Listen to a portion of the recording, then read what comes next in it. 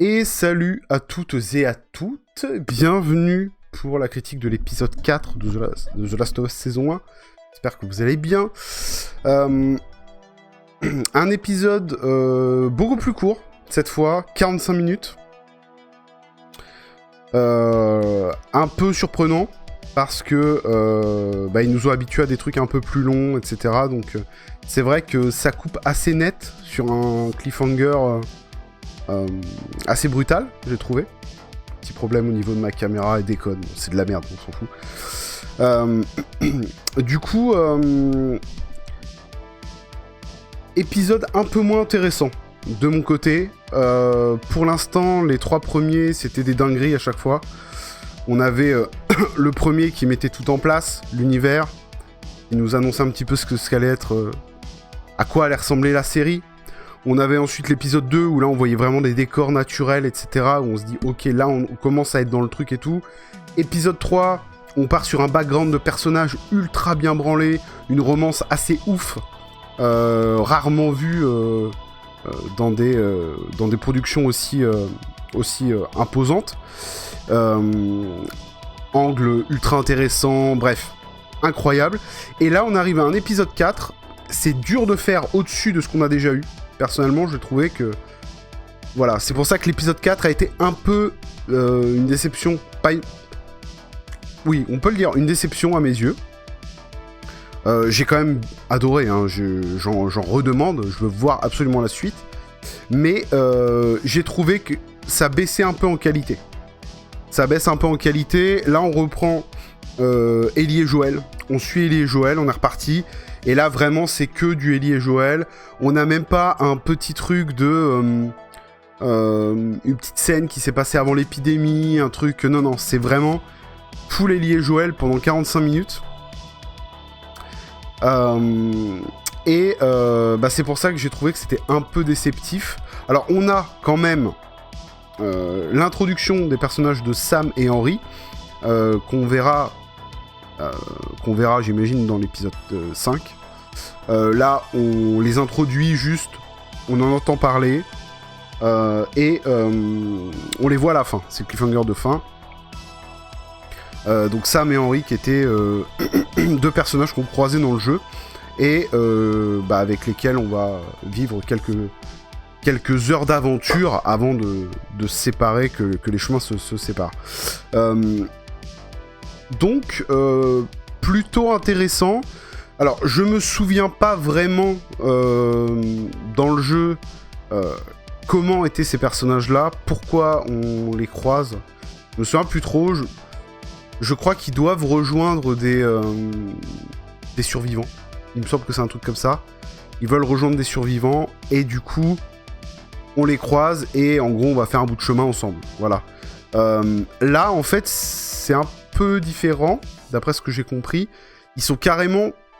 ils ont fui, en fait, le peuple qui se rebelle contre la Fedra, une espèce d'organisation. Alors, peut-être que c'est le Wolf. Honnêtement, je sais plus.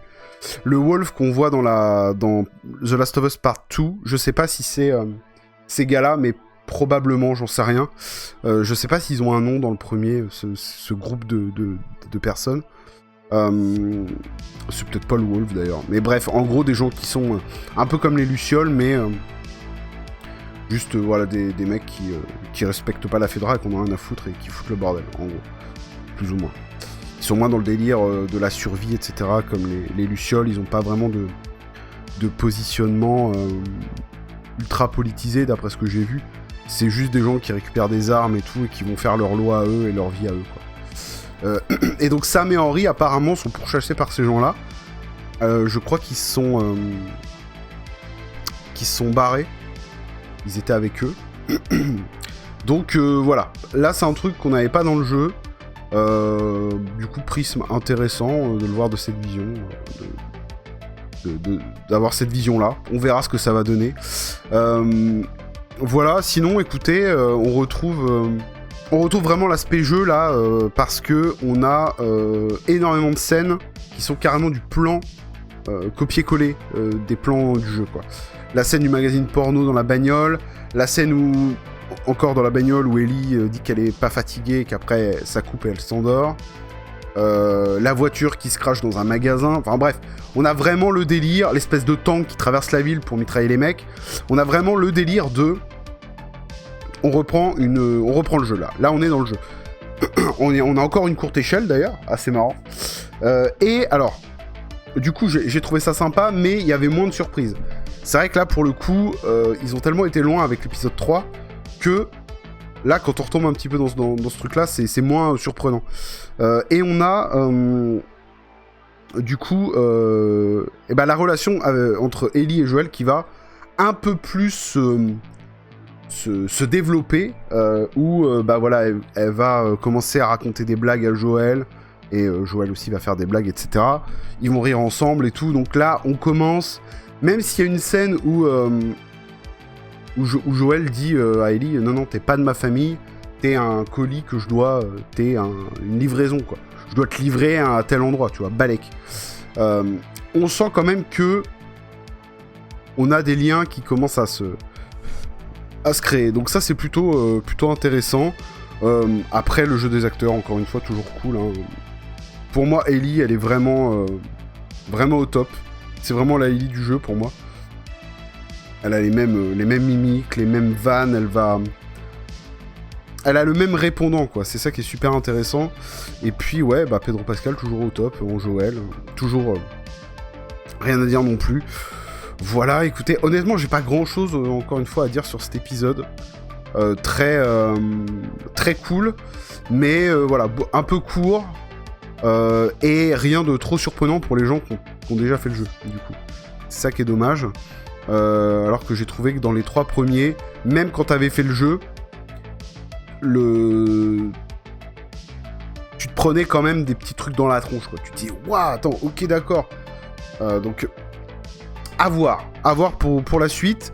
Premier épisode réalisé par Jérémy Webb, je regarde l'affiche là. Donc, on verra bien comment ça va suivre. Le prochain épisode est aussi réalisé par Jérémy Webb. Donc, voilà, on verra si c'est la réal qui rend cet épisode un peu moins bien. Il y a moins... Encore une fois, il y a moins de trucs mis en valeur, j'ai trouvé. On était vraiment sur des plans assez basiques où on suit Joël et Ellie. On suit les mecs qui pourchassent Sam et Henry. Donc, beaucoup de plans à hauteur d'homme, en fait, dans l'action, quoi. On n'a pas de grands décors, de grands environnements mis en valeur. Donc, voilà, ça tranche un petit peu avec ce qu'on a vu et... moins d'histoires prenantes, comme dans l'épisode 3. Donc voilà, écoutez, j'ai pas grand chose d'autre à vous dire. Voilà, une critique un peu plus courte que d'habitude. En même temps, voilà, on va pas s'étendre 800 ans. Pour l'instant, très lourd. Voilà, j'ai quand même bien aimé l'épisode.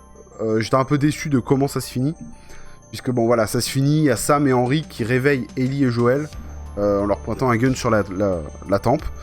Donc à voir comment ça va se passer. Bon, quand t'as fait le jeu, tu sais ce qui va se passer, mais voilà. Là, on en est là, et en fait, j'ai trouvé que ça coupait un peu trop brutalement. Donc, j'attends de voir l'épisode 5. Et peut-être que c'était un épisode qui... C'était peut-être 2 épisodes qui étaient censés en faire qu'un seul. Et comme peut-être il était beaucoup trop long, ils ont décidé de le couper vraiment en 45 minutes, j'en sais rien, on verra. Voilà, donc écoutez, merci à vous tous d'avoir suivi cette petite vidéo. Je vous fais la bise, et puis on se retrouve, je pense, tout devrait être good, pour la critique de l'épisode 5, la semaine prochaine, toujours sur cette même chaîne. Voilà, la bise à tous, et à la prochaine. Ciao tout le monde.